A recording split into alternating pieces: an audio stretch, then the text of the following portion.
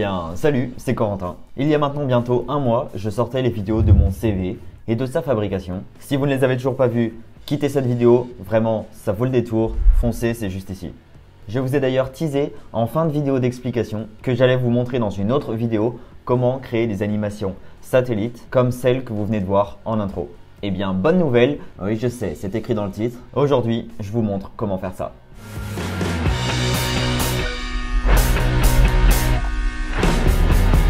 Bon, alors, pour cela, vous allez avoir besoin d'une seule et unique chose, un satellite.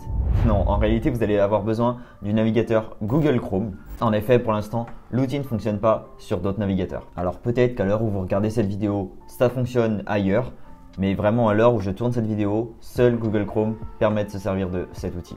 Je vous parle d'outils car oui, le temps d'une vidéo, on va quitter le monde du montage avec Final Cut et on va dire bonjour à Google Earth Studio. Oui, je sais, là aussi c'est précisé dans le titre, mais bon, référencement, tu connais. Google Earth Studio va nous permettre de créer des animations 3D à partir des images 3D et satellites de Google Earth. Tout simplement. Stylé, hein? Dans cette vidéo, je ne vais pas m'attarder sur toutes les fonctionnalités, car il y en a beaucoup, mais on va voir le principal. Alors, je vais commencer par ouvrir Google Chrome et je vais taper Google Earth Studio. Bon voilà, je l'ai déjà tapé. On va aller sur le premier lien. On arrive ici sur la page de présentation du service, mais on n'est pas directement sur Google Earth Studio. Pour cela, on va aller cliquer sur Essayer Earth Studio. Et là, une nouvelle page s'ouvre, cette fois-ci sur Google Earth Studio. Je vous propose de ne pas perdre de temps et direct de se lancer dans un nouveau projet. Donc, on va l'appeler YouTube. On va rester sur le monde Terre. Pour les dimensions, alors moi ici où je suis, j'ai pas une super bonne connexion. Donc, on va rester sur un faible format. Pour la durée, je vous propose 10 secondes. Alors ici, on a le premier chiffre, c'est les minutes, le deuxième, les secondes et enfin le troisième, les images. Donc moi ici, je vais être à 0 minutes, mais 10 secondes. Et on va rester sur une fréquence de 25 fps. Voilà, je clique sur démarrer. Et nous voilà sur l'interface de Google Earth Studio. Et entre nous, ça ressemble quand même bien à un logiciel de montage ou d'animation, hein. On retrouve en bas une timeline. En bas à gauche, une fenêtre avec les paramètres, les attributs. Au-dessus, on a la visualisation de notre projet, donc avec ici la Terre. À gauche, on a la carte avec le point de vue de la caméra. Donc en effet, le petit carré rouge, là, si je le bouge, ça bouge l'emplacement de la Terre. C'est vraiment l'endroit où la caméra regarde la Terre, entre guillemets. Et enfin, une barre en haut de contrôle avec ici une barre de recherche. À droite, les boutons, notamment le bouton de rendu pour exporter notre projet. Et tout en haut, la barre des menus. Pour tout type de projet vidéo avec de l'animation, il faut bien évidemment être en phase avec les keyframes. C'est la base. Très rapidement, ce principe de keyframe, ou d'image clé en français, c'est le fait de modifier un attribut entre deux points A et B. Sur un logiciel de montage traditionnel, ça va être par exemple de modifier la position A d'un élément vers une position B. Bon, si c'est encore un peu flou, j'en ai fait une vidéo sur Final Cut, je vous invite à aller la voir. Donc ici, on retrouve la timeline qui nous montre la chronologie des images de notre animation. Lorsqu'on est à gauche, on est à 0 secondes, à 0 frame. Et à droite, on est à 10 secondes, étant donné que j'ai réglé mon projet sur 10 secondes. On va commencer par voir une animation très simple, juste pour bien comprendre le fonctionnement. On va placer le curseur sur la timeline à 0 secondes. On va cliquer sur le bouton des keyframes qui l'ajoute sur tous les attributs. Donc voilà, ici on a des keyframes de partout. On va ensuite déplacer notre curseur tout à droite de la timeline, donc à 10 secondes. À ce moment-là, on va venir bouger la Terre. D'ailleurs, parlons-en, il y a 3 manières pour se déplacer. Donc, moi ici, je suis sur un trackpad. Quand on clique, on se déplace sur la Terre. Donc, par exemple, on va aller ici. Avec la molette d'une souris ou sur un trackpad en zoomant comme sur une image, on va pouvoir zoomer justement. Donc là, admettons, je zoome juste ici. Et enfin, avec la touche Option sur Mac, on va pouvoir faire varier l'inclinaison de la caméra. Typiquement ici, dans mon cas, je suis au-dessus de Manhattan. Donc, on a vraiment un plan du dessus, donc on n'a pas vraiment la visualisation en 3D. Et si je maintiens la touche Option et qu'en même temps, je clique avec mon curseur et je fais défiler, pof, la caméra s'incline et on a donc une vue en 3D de la ville. Donc, c'est pas très compliqué à prendre en main. Faites 2-3 mouvements et vous verrez, c'est très facile. Reprenons mon affaire avec ma petite animation toute basique. Donc, tout à l'heure, on avait cliqué sur l'ensemble des keyframes avec le bouton juste ici, au début de la timeline. On va se placer à la fin de la timeline et on va se déplacer légèrement sur la Terre. Tiens, on va aller en Australie. On va zoomer au nord de l'Australie. Alors, j'ai vraiment choisi cet endroit au hasard. Et maintenant, on va recliquer sur le bouton des keyframes, donc toujours celui-ci qui permet d'ajouter une image clé sur l'ensemble des attributs. Ramenons le curseur à 0 image et voyons ce que ça donne.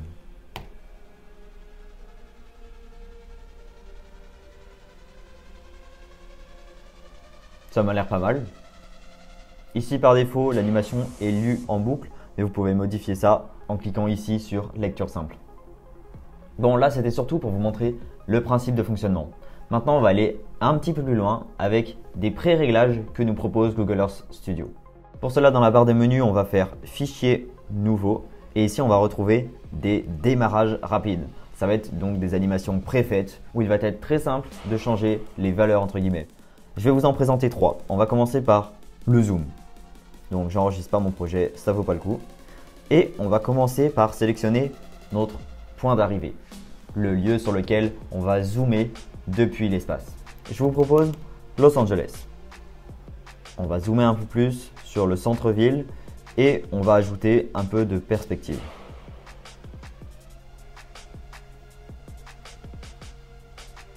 Ici, ça m'a l'air pas mal. Ensuite, on va cliquer sur la flèche de droite et on va venir y choisir notre altitude de départ. Ici, moi, je propose de ne pas bouger. Je pense qu'on est bien. On a vraiment une vue d'ensemble du globe et on va pouvoir venir zoomer sur Los Angeles. On va recliquer sur la flèche de droite et directement, on va pouvoir avoir un aperçu de notre rendu final, de notre animation. On va ici pouvoir venir choisir la durée de celle-ci. Donc, par exemple, je vais mettre 15 secondes pour qu'on ait plus le temps d'arriver sur la planète. Bon, après, vraiment, là, vous mettez le temps que vous voulez. Et puis, on va cliquer sur Valider. Et voilà, toute cette animation de zoom sur Los Angeles est directement appliquée dans notre timeline. Donc voilà, ici les keyframes sont déjà appliqués. Donc on a justement une cible en plus, la cible qui est donc Los Angeles, qu'on va pouvoir voir juste ici. C'est le petit point rouge qu'on peut retrouver d'ailleurs sur la carte, c'est bien pratique. D'ailleurs, cette cible, parlons-en, vous pouvez la créer par vous-même dans des projets clean où vous ne servez pas des pré-réglages, si je puis dire, de Google Earth Studio. Et donc cette cible va nous permettre de, quoi qu'il en soit, diriger la caméra en direction de celle-ci. Donc là ici la cible elle n'était même pas sur le centre-ville, elle était un petit peu plus loin. Et donc voilà, la caméra, peu importe où je la bouge sur la carte, elle vise la cible. C'est très pratique, vraiment. Donc revenons-en à notre animation. Donc comme je vous le disais, les keyframes sont déjà appliqués. Et on a autre chose qui est déjà appliqué, c'est le lissage de mouvement.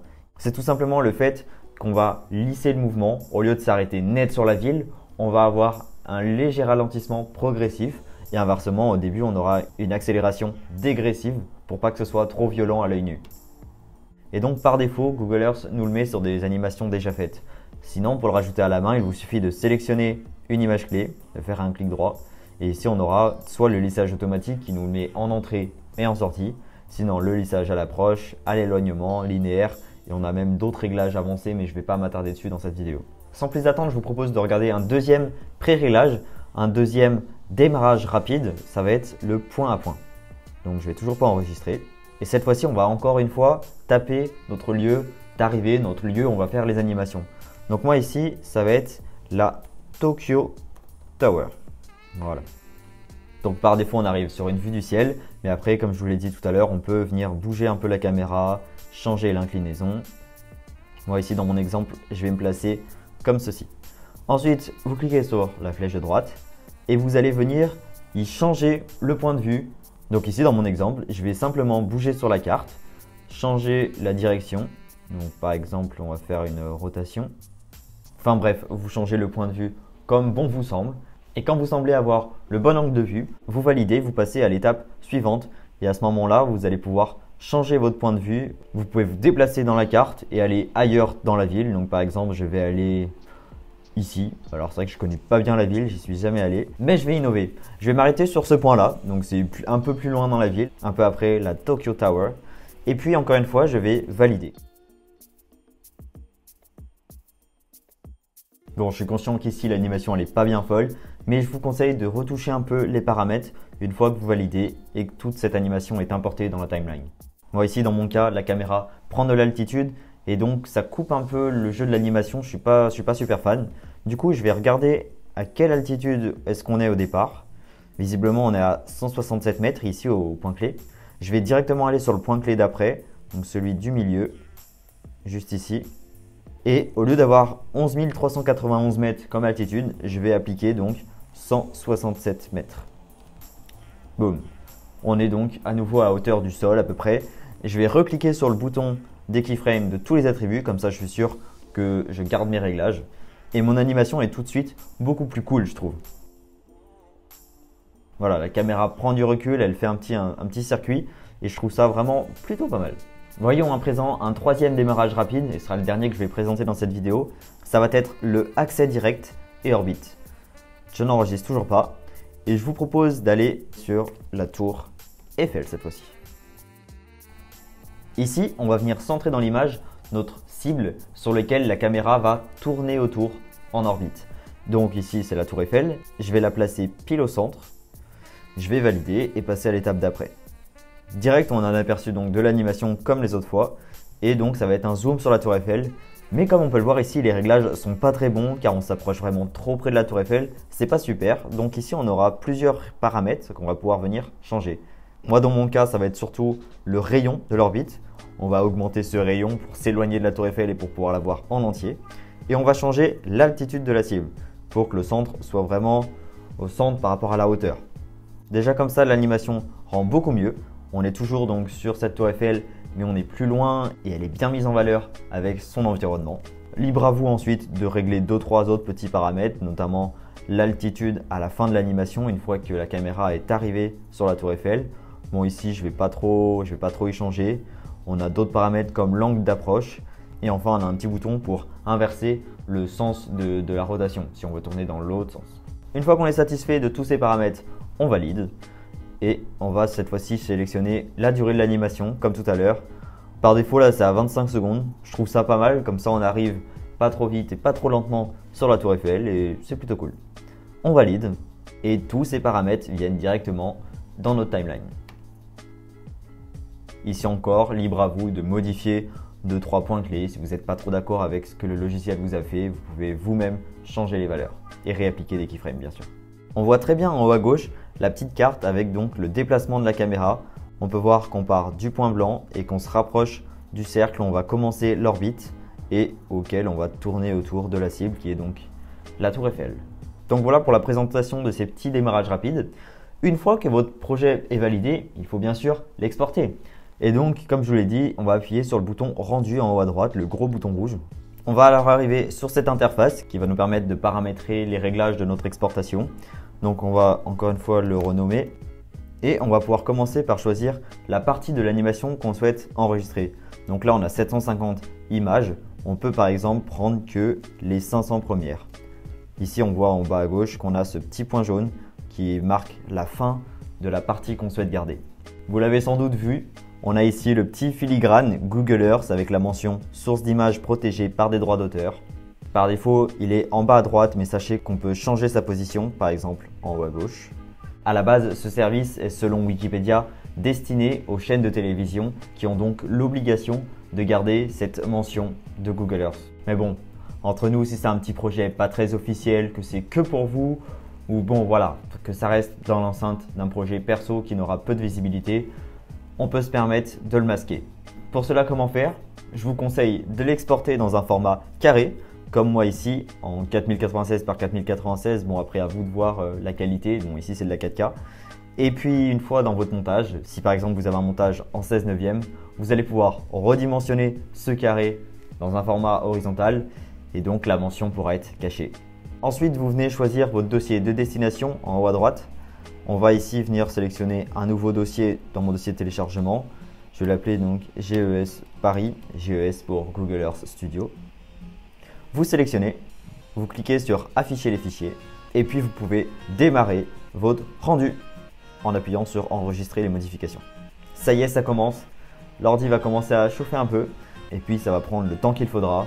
Ça va forcément dépendre de votre connexion internet et aussi de la puissance de votre ordinateur. Petite information à savoir, lorsque vous faites un rendu de Google Earth Studio, tout votre ordinateur va être dédié à cette tâche, c'est-à-dire que vous n'allez rien pouvoir faire d'autre.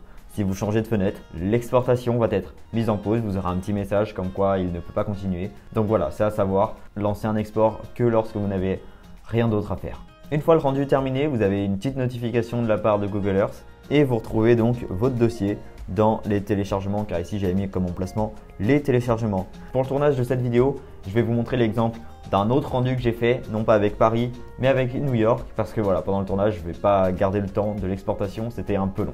Je vous propose donc à la place le dossier Google Earth Studio New York, dans lequel on retrouve Empire State Building, et voilà comment se présente le dossier de Google Earth Studio.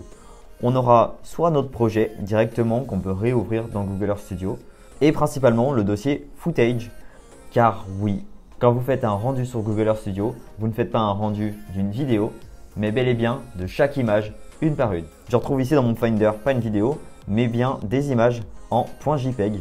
À vous ensuite, dans un logiciel de montage ou d'animation, de faire un assemblage de toutes ces photos pour en former une vidéo. Donc voilà comment ça se présente. Donc ici sur Final Cut, j'ai l'ensemble de mes 1200 photos, donc après mon rendu sur Google Earth Studio. Et donc une fois tout ajouté dans la timeline, on peut voir que l'animation fonctionne très bien. Mais voilà le problème, ici dans mon importation sur Final Cut par défaut, j'avais 10 secondes par image. Donc comprenez qu'avec 1200 photos x 10 secondes, on est vite monté à un gros projet. Là on est à plus de 3 heures, c'est énorme.